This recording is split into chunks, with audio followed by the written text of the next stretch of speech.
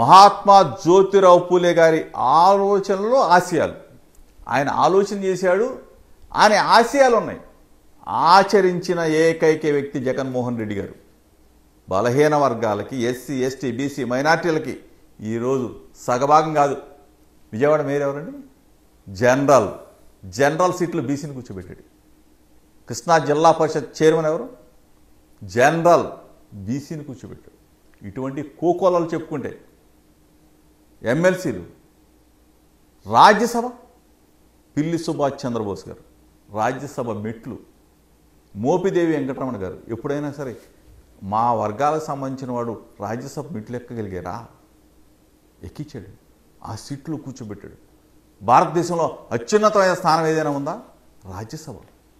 అటువంటి సీట్లు, స్పీకర్ స్థానం, శాసన మండలి చైర్మన్ స్థానం, BC, SC, minority vice chairman స్థానం, ఇన్ని పదవులు ఇచ్చి ఇంత పెద్ద ఎత్తున గౌరవించిన మహాత్మా జ్యోతిరావు పూలే నిజమైన వారసుడు జగన్మోహన్ రెడ్డి గారు.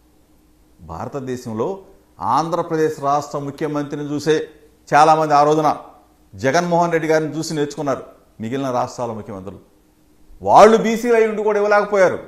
జగన్మోహన్ రెడ్డి గారు నిజమైన బీసీవాది, మహాత్మా జ్యోతిరావు పూలే వారసుడు, అభినవ పూలే.